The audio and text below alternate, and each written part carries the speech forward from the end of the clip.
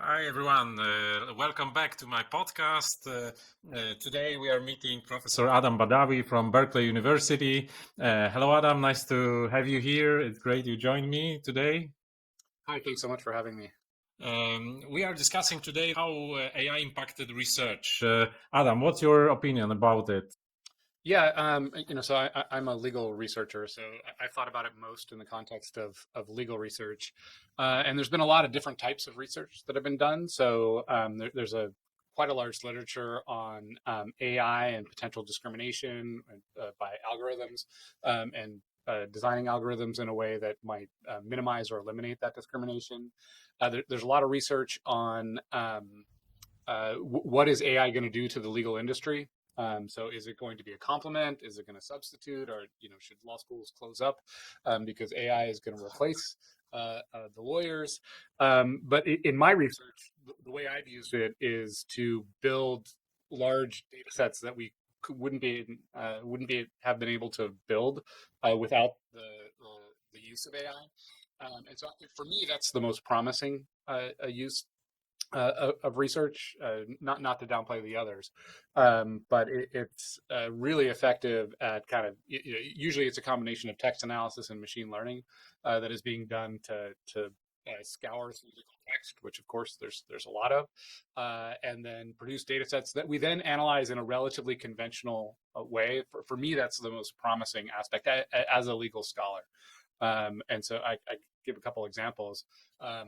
At least one project I'm working on now, we've designed a large language model that's based off of BERT, which is kind of the successor to Dr. Beck, that can distinguish between facts and opinions in financial text or financial and legal text.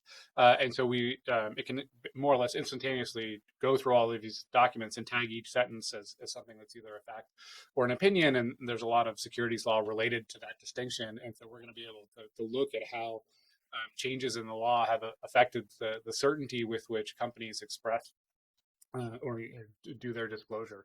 So that's a really exciting development that we can use these types of AI to go forward. Really exciting.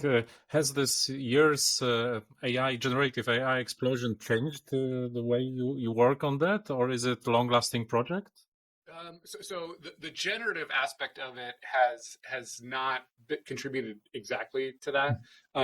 Frankly, what I find most useful about generative AI in my work is that it is an excellent help or assistant for programming. You can ask it to say, design a Python program that will do this, and it gets you a pretty good shell. You have to do some work beyond that, but it is sped up my work doing that probably by, I don't know, 30 or 40%. So one more question. How do you think it will change the way we teach law? Yeah, it's one concern, and actually Berkeley, I think, was one of the first law schools probably in the world. We've already come up with a policy to address ChatGPT and related generative AI in terms of how that works with our honor code and what the students are allowed to do and not allowed to do. Um, I think so one part of that is we're worried about students using it in a way to assist them that they're not supposed to. More optimistically, I would like us to think about how to teach our students to use these in their future professional lives. Right, it's coming to legal practice, and Mhm. I think our students should be ready for that. And so we can teach them, here's the way that here are the limits of what it can do, so you can rely on it for this, but not for that. I mean, as everyone I think knows, it has substantial problems with actual knowledge, right? It just factually will get things quite wrong at this point. I think that'll change in the relatively near future. But you shouldn't be relying on it for kind of statements of the law, or if it says this case says this, you should be skeptical of that at least now. But do you think we are ready? Are you ready at the Berkeley? I think so. So next year, I'm going to teach a class called Empirical Methods for Lawyers.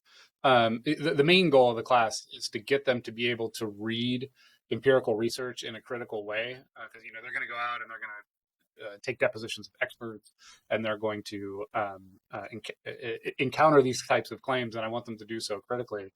But as part of that, I want them to also be able to produce that, to conduct at least relatively basic statistical analysis themselves. And I think generative AI is going to be a huge help for them, because I don't expect them to learn Python or learn R or whatever program you might use, but you can use ChatGPT to design something. And again, you've got to, these things can be dangerous if you don't know what you're doing. But the goal will be to get them to be able to do that so that they can critically evaluate data that they're getting from somewhere, just to make sure that whatever they're seeing is not being manipulated in some way. So I think it will be a great assistant for that. Great. I hope many more schools will have same approaches as your and will follow your example. Thank you, Adam, for this interesting speech and discussion. Thank you very much. It's my pleasure. Thank you for having me.